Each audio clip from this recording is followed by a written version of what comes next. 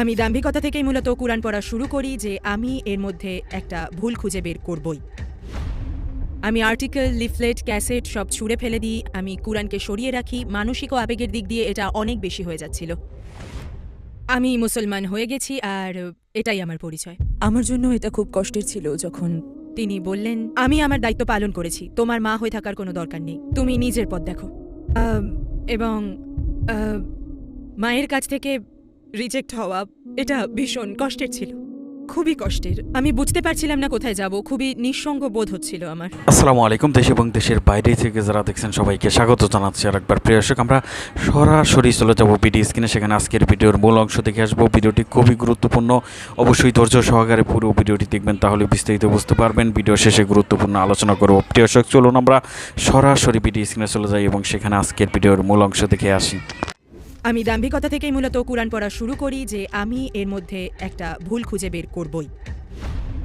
আমি article, leaflet, cassette সব ছুঁড়ে ফেলে দিই। আমি কুরআনকে সরিয়ে রাখি। মানসিক ও আবেগের দিক দিয়ে এটা অনেক বেশি হয়ে যাচ্ছিল। আমি মুসলমান হয়ে গেছি আর এটাই আমার পরিচয়। আমার জন্য এটা খুব কষ্টের ছিল যখন তিনি বললেন, আমি আমার দায়িত্ব পালন করেছি, তোমার মা হয়ে থাকার কোনো দরকার নেই, তুমি নিজের পথ দেখো। এবং মায়ের কাছ থেকে রিজেক্ট হওয়া এটা ভীষণ কষ্টের ছিল, খুবই কষ্টের। আমি বুঝতে পারছিলাম না কোথায় যাব, খুবই নিঃসঙ্গ বোধ হচ্ছিল আমার। তখন মাকে ফোন করলাম আর বললাম আমাকে নিয়ে যাও, এবং আমি ইসলামী রীতিনীতি মান বন্ধ করে দিলাম। আমি হিজাব পরিধান ছেড়ে দিলাম, নামাজ পড়াও ছেড়ে দিলাম। আসসালামু আলাইকুম বোন আলিয়া হুমরাইয়ান, আমাদের আমন্ত্রণ গ্রহণ করার জন্য আপনাকে ধন্যবাদ। শুরুতেই আমি জানতে চাই আলিয়া হুমরাইয়ান কে, আপনার সম্পর্কে সংক্ষেপে আমাদের কিছু বলুন। ওয়ালাইকুম আসসালাম, ধন্যবাদ আমাকে কথা বলতে দেওয়ার জন্য। আমি পূর্ব লন্ডনে জন্মাই আর সেখানেই বড় হই। আমি এমন একটা জায়গায় বড় হয়েছি যেখানে প্রচুর মুসলমান বাস করে। এখানকার মানুষজন বেশিরভাগই বাংলাদেশ, আর তাই আমি আমার চারপাশে প্রচুর মুসলমান দেখেছি। আমি মিশ্র জাতির, আমার মা ইতালিয়ান আর আমার বাবা পশ্চিম আফ্রিকার নাইজেরিয়া। তবে যতবারই আমাকে প্রশ্নটা করা হয়েছে আমি ভাবি যে আলিয়া হলো একটা আত্মা যে সর্বদা আল্লাহর সান্নিধ্য চাইত। ধর্মবিশ্বাস নিয়ে আপনার চিন্তা কেমন ছিল? আপনি কি বিশ্বাস করতেন? আমি খ্রিস্টান হিসেবে বেড়ে উঠি, কৈশোরেই মূলত খ্রিস্টান হিসেবে আবার পুনরুজ্জীবিত হই। আমি সবসময় ঈশ্বরে বিশ্বাস করতাম। আমার মা আমাকে এই শিক্ষা দিয়ে বড় করেছেন যে জীবন আর জীবনের লক্ষ্য নিয়ে কৌতূহলী থাকার জন্য, এবং পৃথিবী সম্পর্কেও। ফলে যদিও নিজেকে পুনরুজ্জীবিত খ্রিস্টান মনে করতাম, তবে এসবের মাঝে কোথাও যেন শূন্যতা ছিল। ফলে আমি প্রচুর প্রশ্ন করতে থাকি খ্রিস্টানদের মৌলিক বিশ্বাস নিয়ে, এবং তাও খুব কম বয়সেই। এবং আমি আবিষ্কার করি যে মানসিক আর আধ্যাত্মিক দিক দিয়ে আমি ঈশ্বরে বিশ্বাস করলেও বাস্তবিকভাবে এটা আমার সাথে যায় না। আমার বাবার ইতিহাসটা বেশ আকর্ষণীয় ছিল, কারণ তিনি জন্মগতভাবেই মুসলিম ছিলেন। আমার দাদুও মুসলিম ছিলেন। যখন আমার দাদু মারা যান আমার জন্মের আগে, তখন বাবা ইসলাম ত্যাগ করেন। আর যখন আমার মায়ের সাথে ওনার প্রথম সাক্ষাৎ হয় তখন তিনি মুসলিম ছিলেন না। তাই আমি কখনোই ইসলাম সংস্কৃতিতে বেড়ে উঠিনি। বাবার মধ্যে ইসলামের কিছুই ছিল না। কি এমন ঘটে যে আপনি আপনার ধর্মকেই প্রশ্ন করা শুরু করলেন? আমার মনে আছে যখন আমি মায়ের সাথে চার্চে যাচ্ছিলাম, আমি নিয়মিত চার্চে যেতাম এবং এটা মানসিক আর আধ্যাত্মিকভাবে তৃপ্তিদায়ক ছিল। কিন্তু আমার মনে প্রশ্ন ছিল, আমি কোনোভাবেই বুঝতে পারছিলাম না যে কিভাবে আমরা ঈশ্বরের পুত্রের প্রার্থনা করছি, আমরা একদমই বোধগম্য নই। কিভাবে তিনি এই মুহূর্তে ঈশ্বরের পুত্র, আবার পর মুহূর্তে তিনি ঈশ্বর। তার চেয়ে বড় বিষয়, তিনি মানুষ ছিলেন, আমার মতোই মাটির তৈরি মানুষ। যৌক্তিক বা বাস্তবিক কোনোভাবেই আমি বুঝতাম না যে কিভাবে আমরা মানুষ হয়ে আরেকজন মানুষের উপাসনা করি। অনেক ছোট বয়স থেকেই এটা আমার বোধগম্য হতো না। তো আমি এই নিয়ে প্রশ্ন শুরু করি। একটা দিনের কথা আমার মনে আছে, আমি একটা চার্চের যাজকের সাথে সাক্ষাৎ করি এবং এ বিষয়ে জিজ্ঞেস করেছিলাম তাকে। আর যাজক বলেন, শুধু বিশ্বাস রাখো। আর ঠিক সেই মুহূর্তেই আমার মনে হয়েছিল যে এসব আমার জন্য নয়। ইসলাম সম্পর্কে আপনি প্রথম কিভাবে জানলেন? তো আমি আপনাকে আমার শুরুর জীবনে একেবারে ছেলেবেলায় ফিরিয়ে নিয়ে যাবো এর উত্তর দেওয়ার জন্য। তো আমি যেখানে বড় হয়েছি সেখানকার অধিকাংশ মানুষই ছিল মুসলিম, এবং সেই এলাকায় বাংলাদেশির সংখ্যা বেশি। আমি যেই বাড়িতে থাকতাম তার বিপরীতে আমি দোতলায় থাকতাম। আমার বয়স তখন 8 বছর। আমি লিভিং রুমের জানলা দিয়ে তাকালে আমার নজর পড়তো রাস্তার ঠিক বিপরীত দিকে, আর ওপারে একতলায় অস্থায়ীভাবে নির্মিত একটা মসজিদ ছিল। ওখানে মূলত সেটা ছিল জাহাজের কন্টেইনার, কিন্তু আমি যেভাবে হেলান দিয়ে দেখতাম আমি ওদের নামাজরত অবস্থায় দেখতে পারতাম। এটাকে কোনো রকম মসজিদ বানানো হয়েছিল, আর আমি বিস্ময় নিয়ে দেখতাম। আমি ওদের প্রবেশ করতে দেখতাম, রুকু সিজদা করতে দেখতাম, এবং বাচ্চা হিসেবে আমার কাছে ওটা খুব মজার হতো। দৌড়ে জানালার পাশে যেতাম দিনের মধ্যে কয়েকবার, কারণ আমার কাছে এটা খুব মজা লাগতো।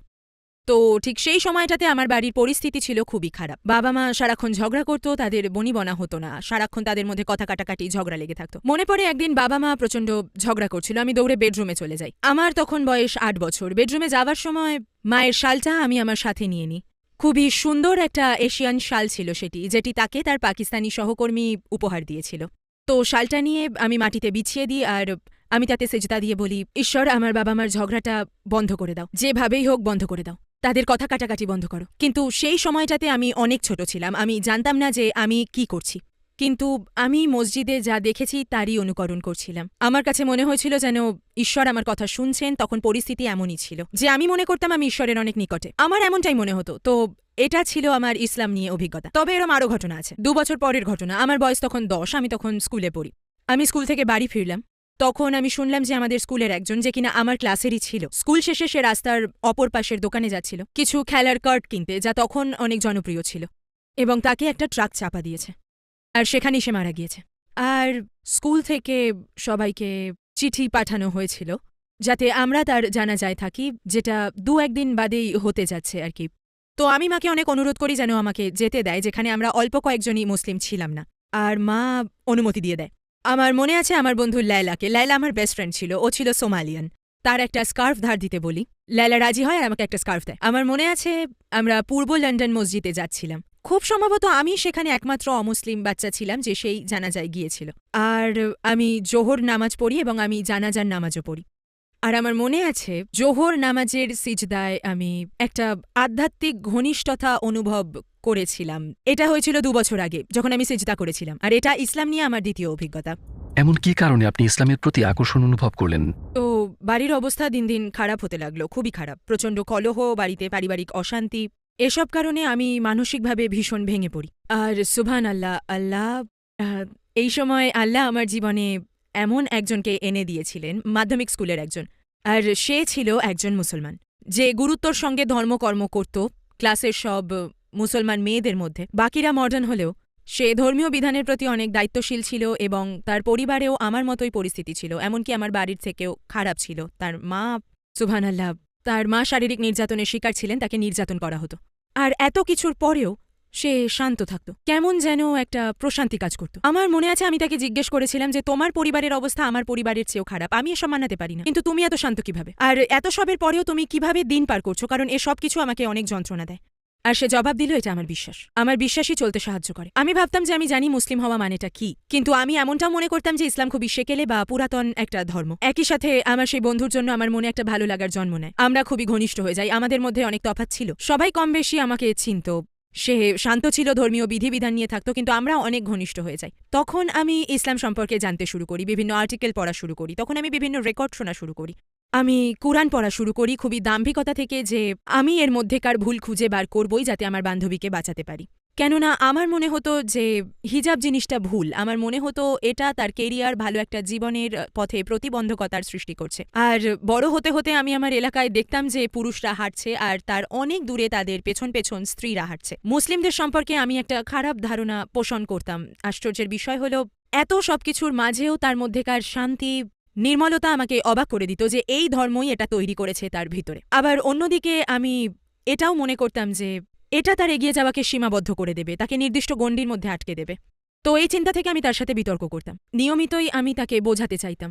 আর যতই সময় যেতে লাগলো উল্টো আমি বুঝতে লাগলাম যে ইসলাম সত্য ধর্ম, আর এটা আমায় ভীত করে তুলেছিল। আমি ধীরে ধীরে বুঝতে পারি, আমার অন্তরে পরিবর্তন হতে শুরু করে, বিবেক আমাকে প্রশ্নবিদ্ধ করে। কোনো ত্রুটি আমি খুঁজে পাইনি, শুধু এটুকু পেয়েছি যে এটা হলো একটা পরিপূর্ণ জীবনবিধান এবং বৈজ্ঞানিকভাবে কুরআন সত্য।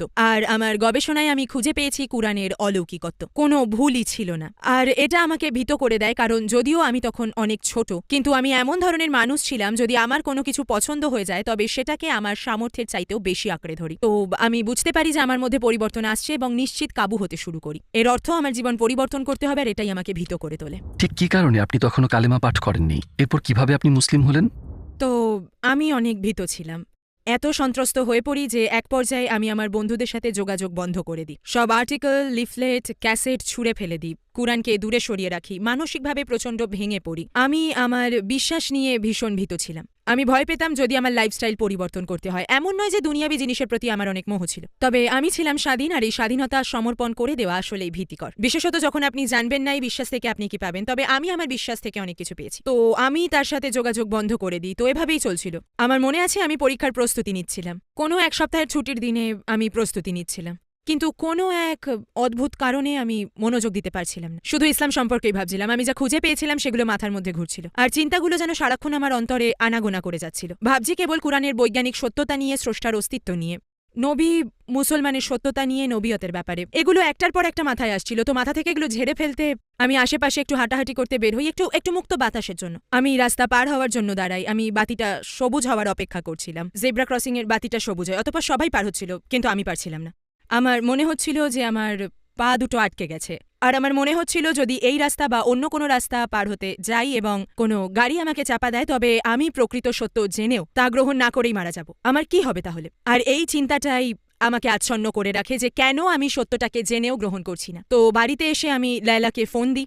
ফোন রিসিভ করে আমার গলা শুনে সে অনেক খুশি হয়, আর আমি তাকে বলি যে আমি বিশ্বাস করি এবং আমি কালেমা পাঠ করতে চাই। দিনটা ছিল ছুটির দিন, সোমবার। আমি কালেমা পাঠ করি, আলহামদুলিল্লাহ। আপনার ইসলাম গ্রহণের বিষয়টা আপনার পরিবার কিভাবে গ্রহণ করে? তখন আমি যেরকম ছিলাম সেই দান্তিক আচরণেই আমি মাকে বলতে যাই। আমি বাসায় পৌঁছেই মায়ের দরজা নক করি। দরজা খুলেই মা আমাকে হিজাব পরা অবস্থায় দেখে। খুব ভালো একটা সিদ্ধান্ত ছিল না, এটা ভালো কাজও ছিল না। আর মা পুরোপুরি হতভম্ব হয়ে গেল যখন তাকে আমি বললাম, হ্যাঁ, আমি মুসলমান হয়ে গেছি আর এটাই আমার পরিচয়। মা ভেবেছিল এটা কিছুদিনের জন্য। 24 বছর হয়ে গেছে ইসলাম গ্রহণ করি, আলহামদুলিল্লাহ। তবে পরবর্তী সময়টা কঠিন ছিল। পরিবার, বন্ধুদের হারাতে হয়। ইসলাম গ্রহণের কয়েক বছর পর আমি সম্পূর্ণ একা হয়ে যাই, আর সত্যি বলতে খুবই কঠিন সময় যাচ্ছিল। ইসলাম গ্রহণের পর আপনি কি কি চ্যালেঞ্জের সম্মুখীন হন? মায়ের সাথে আমার যোগাযোগ বন্ধ হয়ে যায়, আরও অনেক কিছু ঘটে সে সময়। আমার মায়ের সাথে আরেকটা লোকের সম্পর্ক ছিল, আর সেই লোকটা ইসলামকে প্রচণ্ড ঘৃণা করতেন। সেই আমার মাকে আমার বিরুদ্ধে উস্কে দেয়। আর আমার মনে আছে যখন আমার 17 বছর বয়স, খুবই কষ্ট পেয়েছিলাম যখন তিনি বললেন, আমার দিকে তাকালেন আর বললেন যে আমি আমার দায়িত্ব পালন করেছি, তোমার মা হয়ে থাকার আর কোনো প্রয়োজন নেই, নিজের পথ দেখো। সেই সময়টা খুবই কষ্টের ছিল। নিজের পরিবারকে পাশে পাওয়াটা জরুরি ছিল। আর আর আম, সেই সময়ে মায়ের থেকে প্রত্যাখ্যাত হওয়াটা খুব কষ্টের ছিল, ভীষণ কষ্টের ছিল। আম, খুব কঠিন ছিল সেটা। আর তারপর সেই অল্প বয়সে নিজের বেঁচে থাকার জন্য কাজ খোঁজা, নিজেকে সামলানো, একা চলতে শেখা, আম, আরও আরও অনেক সমস্যা, অনেক জটিলতা মোকাবিলা করতে হয়েছে যা খুবই ব্যক্তিগত। আম, পরিবারের সমর্থন ছাড়া ভীষণ কঠিন ছিল। আমি একদমই একা হয়ে গেলাম। আর আমি একটা বিশেষ ইসলামী ধর্মের মাধ্যমেই ইসলাম ধর্ম গ্রহণ করি, কিন্তু পরে সেই গ্রুপও ত্যাগ করি। মূলত আমি দিক বিদিক ছুটে বেড়াচ্ছিলাম একটা গ্রুপ থেকে অন্য গ্রুপে, সেই সাথে যখন আমার পরিবার থেকে এরকম ব্যবহার চলছিল, আমি বুঝতে পারছিলাম না আমি কোন দিকে যাব। আমি ইসলামেও নতুন, ফলে নও মুসলিম হিসেবে আমি অস্তিত্ব সংকটে ভুগছিলাম। তাই পরিবার থেকে আমি প্রত্যাখ্যাত ছিলাম। আমি এক ইসলামী গ্রুপ থেকে আরেক ইসলামী গ্রুপে গেলাম, কিন্তু দুটো গ্রুপ সম্পূর্ণ ভিন্ন রকমের চিন্তাধারা লালন করত। আর আমি কোনোভাবেই নিজেকে মানিয়ে নিতে পারছিলাম না। আমি খুবই নিঃসঙ্গ বোধ করতাম, আর এটা আমাকে অসুস্থ করে দেয়। আমি হসপিটাল থেকে আমার মাকে ফোন করি আর বলি যে প্লিজ আমাকে নিয়ে যাও। আর আমি ধর্মচর্চা বন্ধ করে দিই, হিজাব পরিধান বন্ধ করে দিই, নামাজ পড়া ছেড়ে দিই, মুসলিম কমিউনিটি থেকে নিজেকে দূরে সরিয়ে দিই, কিন্তু তখনও ইমানকে আঁকড়ে রাখি। এর কারণ ছিল আমি সম্পূর্ণ যৌক্তিকভাবে চিন্তা করে মুসলিম হওয়ার সিদ্ধান্ত নিয়েছি, আর এই কারণেই পরীক্ষাগুলো আমার সক্ষমতার বাইরে চলে গিয়েছিল। আপনি আবার কিভাবে ইসলামে ফিরে আসলেন? আসসালামু আলাইকুম ভাই ও বোনেরা, আমাদের ভিডিওর 80% দর্শকই আমাদের চ্যানেলের সাবস্ক্রাইবার না, আর আমরা একটি অলাভজনক প্রতিষ্ঠান। আমাদের ভিডিওতে বিজ্ঞাপনও বন্ধ করে দেওয়া থাকে। টুয়ার্ডস ইটার্নিটি কেবল একটি ইউটিউব চ্যানেল না, এটি একটি মাদ্রাসাও। এখানে আমরা নিজেদের ও তরুণদের ইসলাম সম্পর্কে শিক্ষা দেবার চেষ্টা করি। আমরা এই জন্য আপনাদের সাবস্ক্রাইব করতে বলি, যাতে আমরা ইসলামের এই সত্যবার্তা সবার মাঝে ছড়িয়ে দিতে পারি। আমাদের চ্যানেল সাবস্ক্রাইব করাটা একটা ছোট কাজ হতে পারে বটে, যার ফলে আমরা লাখ লাখ মানুষের কাছে ইসলামের বাণী পৌঁছে দিতে পারি। তাই চলুন লাইক ও সাবস্ক্রাইব করি আর একসাথে টুয়ার্ডস ইটার্নিটির সফর করি। আপনি আবার কিভাবে ইসলামে ফিরে আসলেন? তো আমি একটা চাকরি পাই এবং আবার ঘর ছেড়ে চলে যাই। আমি বিভিন্ন কিছু নিয়ে ব্যস্ত হয়ে পড়ি, কারণ আমি স্বাধীন ছিলাম। নতুন মুসলমান হওয়ার পর যে সমস্যাগুলো হচ্ছিল সেগুলো এখন আর হচ্ছে না, কিন্তু এসবের মাঝে শূন্যতা ছিল। এই শূন্যতার সাথে আরেকটা অনুভূতি কাজ করছিল, কিছু একটা ঠিক হচ্ছে না। আর তারপর কয়েক বছর সেভাবে কাটানোর পর সেই শূন্যতা অনেক বেশি পীড়া দিতে শুরু করে, এবং আমি জানতাম আমার আকীদা বিরোধী জীবনযাপন এই শূন্যতার মূল কারণ।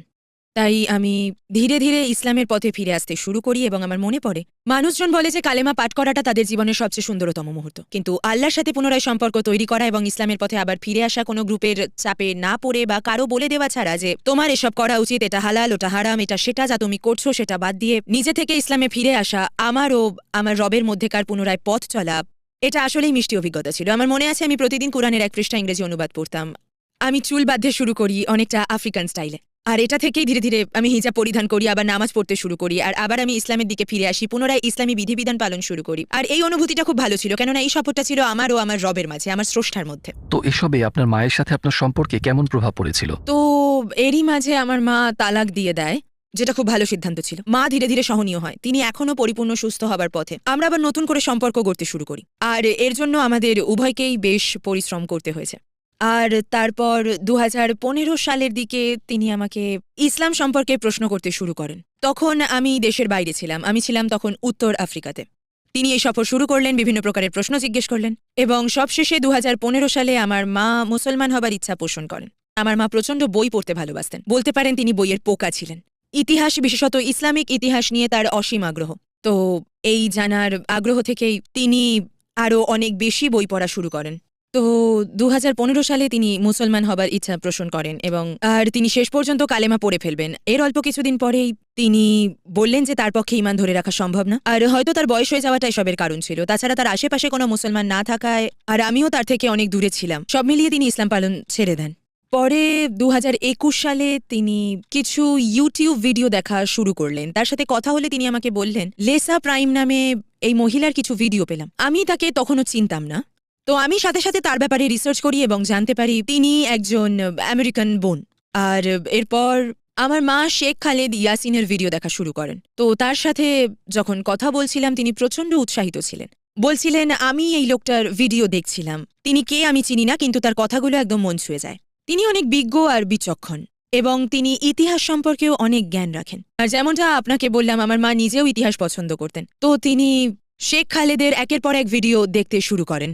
তিনি আমাকে কল করে জানাতেন যে আজ আমি এটা শিখেছি। একটা ভিডিও সিরিজ বানিয়েছেন, হিস্টোরিক্যাল জিসাস নাম ছিল সম্ভবত। সেই সিরিজটা তার কাছে খুব আকর্ষণীয় মনে হয়েছিল। তো তিনি একটার পর একটা ভিডিও দেখতে লাগলেন আর আমাকে বলতেন, কিন্তু আমি এ ব্যাপারে কিছুই বলতাম না, কারণ আমি বুঝতে পারতাম না আসলে কি ঘটছে। কিন্তু এটা একটা পরিবর্তন হচ্ছে, আমি শুধু জবাব দিতাম, আমি শুধু তাকে আমার কাছে আসতে দিতাম। মা সবসময় বলতেন যে এই লোকটা সত্যি অসাধারণ, তাই আমি তাকে খুঁজে বের করার দায়িত্ব নিলাম। আর একটা বার্তা পাঠালাম। আমি আমার পরিচিত সবাইকে বার্তায় লিখলাম, কারো কাছে কি খালিদ ইয়াসিনের সাথে যোগাযোগের ঠিকানা রয়েছে? তো একজন আমাকে তার ফেসবুক পেজের অ্যাড্রেস দিয়েছিল, যেখানে তার নাম্বার, ইমেল অ্যাড্রেস ছিল। আমি তাকে মেল করি আর তাকে বিস্তারিত সব বললাম। তাকে বললাম যে আমার মা আপনার ভিডিও দেখেছে, এই তার অতীত, আমাদের সাথে এই ঘটেছে, আমি একজন নও মুসলিম, আর আমি পুরো কাহিনী বললাম। আর বললাম যে আমি জানি আপনি অনেক ব্যস্ত থাকেন, কিন্তু কোনোভাবে কি সম্ভব হবে যাতে আমার মায়ের সাথে কথা বলতে পারেন? আর আমি ইমেল পাঠিয়ে দিই, না, খালেদ ইয়াসিন একজন ব্যস্ত মানুষ। তো আমি ভেবেছিলাম আমার ইমেলটা তার ইনবক্সে পৌঁছবে না, অথবা আমার ইমেলটা তার স্প্যাম বা জাঙ্কে চলে যাবে। কিন্তু 20 মিনিট পর আমার ইমেলের জবাব দেন, আর তিনি বলেন যে তার জন্য খুবই সম্মানের বিষয় হবে। তো আমরা কথা বললাম, তাকে পুরো কাহিনী শোনালাম, আমার মায়ের ব্যাপারে বললাম। সব সহ্য করে এ পর্যন্ত এসেছেন। আমি তাকে আমার মায়ের নতুন আবিষ্কারের ব্যাপারে বললাম, এবং সেসব প্রশ্নের ব্যাপারেও বললাম যেগুলো আমাকে জিজ্ঞেস করতেন আর যেগুলো আমাকে সব সময় বলতেন। তিনি মোহাম্মদ সাল্লাল্লাহু আলাইহি ওয়াসাল্লামকে প্রচণ্ড ভালোবাসতেন। মায়ের কাছে বিষয়গুলো আরো স্পষ্ট হয়ে আসছিল, কেমন যেন খাপে খাপে মিলে যাচ্ছে। মা আগের মতো ছিলেন না। তখন শায়েক আমাকে জিজ্ঞেস করলেন, আপনার মায়ের নাম কি? আমি বললাম আমার মায়ের ইতালিয়ান নাম জোসেফিনা, কিন্তু ইউরোপিয়ান ভাষায় এটা জোসেফিন। তিনি বললেন আমার মায়ের নামও জোসেফিন, তার বয়স 90 বছরেরও বেশি, এবং তিনি মৃত্যুর খুব কাছাকাছি। তিনি আমাকে বললেন আপনার মা জোসেফিন ইমানি সফরে আছেন, আর আমার মা আমার জোসেফিন মৃত্যুর সফরে। তিনি আমাকে বললেন আমরা এমনটা করব, আপনি আপনার মাকে বলবেন। আমি ভাবছিলাম যে কিভাবে আপনার সাথে ওনার আলাপ করাবো। আমি চাইছিলাম যে তারা নিজের কথা বলুক, কিন্তু তিনি বললেন যদিও তিনি আমার ভিডিও দেখতে পছন্দ করেন, কিন্তু তিনি আমার সাথে আলাপ করতে নাও চাইতে পারেন। তাকে শুধু এটুকু বলবেন আপনার সাথে আপনার রিসার্চ, আপনার ইসলামী রিসার্চের সফরের ব্যাপারে কথা বলতে চায়, কিন্তু বলবেন না যে লোকটা আমি। এরপর বাকিটা আমি সামলে নেব। তো আমি তার কাছে গিয়ে বললাম যে একজন রিসার্চার আছে যে তোমাকে কিছু প্রশ্ন করতে চায়, তো তুমি কি তাকে উত্তর দেবে? তো তখন তিনি বললেন যে হ্যাঁ ঠিক আছে, আমার কোনো অসুবিধে নেই। আচ্ছা আম্মা, আমার সাথে তার আলাপ চলাকালীন সময় তিনি তার সাথে আলাপ চলাকালীন আপনার নামের আরবি অর্থ বললেন? তিনি বললেন না। আমি জিজ্ঞেস করলাম কেন? তো বললেন যে আজ সকালেই আমি আমার একজন কলিগের সাথে কথা বলছিলাম যে হিব্রু আর আরবি নিয়ে পড়াশোনা করছিল। তো আমি জিজ্ঞেস করলাম তুমি কি বলতে পারবে আমার নামের আরবি অর্থ কি? তো সে বলল সে জেনে আমাকে জানাবে। আর তুমি বলছো যে এটা আমার নামের অর্থ। তিনি বলেছিলেন যে না, এটা হতেই পারে না। তো তাদের আলাপ হলো, আমি জুম মিটিংয়ে ছিলাম আর সেই মিটিংটা রেকর্ড করে রেখেছি। আর শায়েক বিষয়টার ওপর যেভাবে আলোচনা করলেন আল্লাহ তাকে উত্তম প্রতিদান দিক। তো তারা আলাপ করছিল, কিন্তু কোনো এক কারণে মা শায়েকের গলা চিনতে পারেনি। তো শায়েক শুধু প্রশ্ন করছিলেন আর মা কিসে বিশ্বাস করতেন বের করতে চাইছিলেন। আর তারপর শেষ পর্যন্ত মায়ের কাছ থেকে এটা স্বীকার করিয়ে নিতে সফল হয়ে গেলেন। মা বললেন যে তার বিশ্বাস হলো আল্লাহ এক, মোহাম্মদ সাল্লাল্লাহু ওয়াসাল্লাম তার সর্বশেষ নবী আর রাসূল ছিলেন। তিনি এ কথাটি ভিডিওতে বলেছিলেন। তো মিটিং এর শেষে শায়েক জিজ্ঞেস করলেন, আপনি কি জানেন স্কাই এর অর্থ কি? মা বললেন না। আর তখন তিনি বললেন, এর অর্থ শেখ খালিদ ইয়াসিন। মা প্রথমে ঠিকমতো শোনেনি। তিনি আবার বললেন, মা বলতে লাগলেন, না আপনি হতে পারেন না। তিনি বললেন, হ্যাঁ এটা আমি। তিনি বললেন, না আমি যদি জানতাম এটা আপনি তাহলে আরো বেশি। আর এরপর তাদের আরো বেশ কটা জুম সেশন হয়েছিল। আর শেষ পর্যন্ত তিনি আবার কালেমা পাঠ করলেন, আলহামদুলিল্লাহ। মুসলিম হওয়াতে কিংবা হিজাব পড়ায় কি আপনার স্বাধীনতা কেড়ে নেওয়া হয়েছে? ইসলাম গ্রহণ করার পর আমি আমার প্রকৃত স্বাধীনতা ফিরে পেয়েছি। কারণ মানুষের তৈরি প্রতিবন্ধকতা শিকল থেকে মুক্ত হওয়ার নামই স্বাধীনতা। যখন আপনি আপনার রবের সাথে ও আপনার লক্ষ্যের সাথে পুরোপুরি জুড়ে যান, তখন আপনি অন্যদের জন্য না, বরং আপনার রবের জন্য বেঁচে থাকেন। আর এটাই প্রকৃত স্বাধীনতা। তো হ্যাঁ ঠিক আছে, আমাকে হিজাব পড়তে হয়, এবং হ্যাঁ আমাকে আমার রবের কিছু শর্ত মেনে চলতে হয়, কিন্তু আমি স্বাধীন, পুরোপুরি মুক্ত।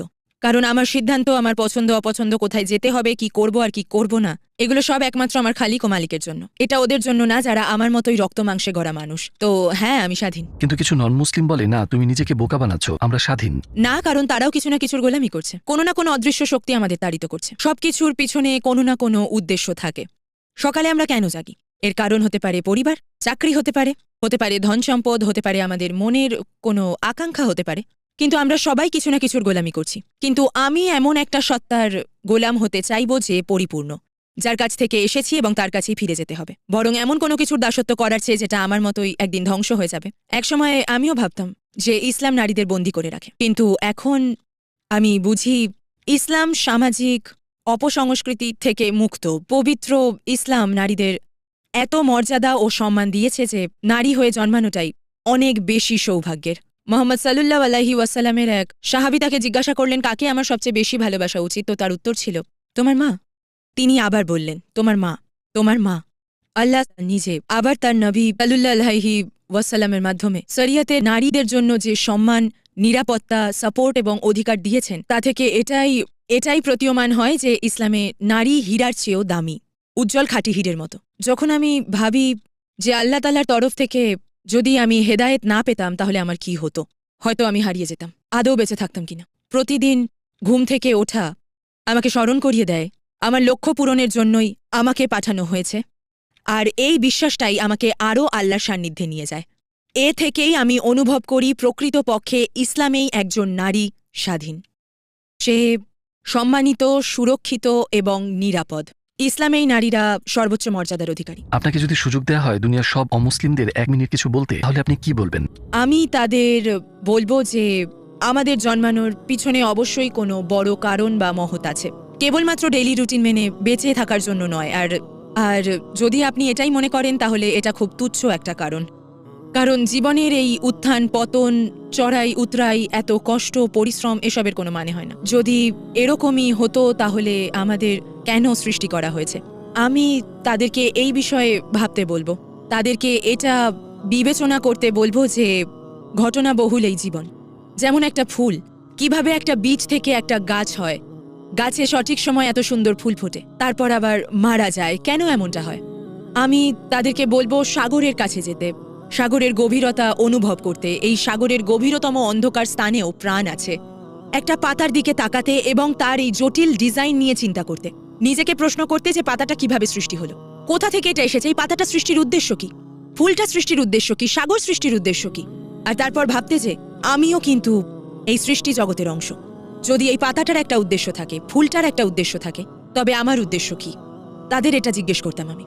প্রিয় দর্শক, আরও একটি আমরা খ্রিস্টান থেকে মুসলমান হওয়ার গল্প শুনে আসলাম। সত্যি অনেক অনেক ভালো লাগলো গল্পটি শুনে, এবং তার জীবনের যে গল্পটা সত্যি খুবই হৃদয় বিদারক একটি ঘটনা আমরা শুনে আসলাম। প্রিয় দর্শক, এই যে ধর্ম রূপান্তরিত হচ্ছে এবং অন্যান্য ধর্ম থেকে সবাই মুসলমান ধর্মে আছে, মুসলিম হচ্ছে সবাই, কারণ সবাই জেনে যাচ্ছে যে পরকাল কে বিশ্বাস করতে হবে। আমাদের সৃষ্টিকর্তা একজন, তিনি এক, অদ্বিতীয়, তার কোনো শরিক নেই, তার কোনো সন্তান নেই, তিনি এক এবং অদ্বিতীয় মোহাম্মদ সাল্লাহ সাল্লাম তার সর্বশেষ রাসূল এবং প্রিয় বান্দা, এটাই আমাদের বিশ্বাস করতে হবে। এবং এই বিশ্বাস যার মধ্যেই আসে তিনিই কিন্তু ইসলাম ধর্ম গ্রহণ করে, এবং তার ধর্মের সাথে তিনি যখন অন্য ধর্মে থাকে তার ধর্মের সাথে যখন এই আমাদের ধর্মগুলো মিলাই, যখন আলোচনা করে এবং যখন লেখাপড়া করে আমাদের ধর্মটি নিয়ে, ঠিক তখন কিন্তু বুঝতে পারে যে আমাদের ধর্মতে কী বলা হয়েছে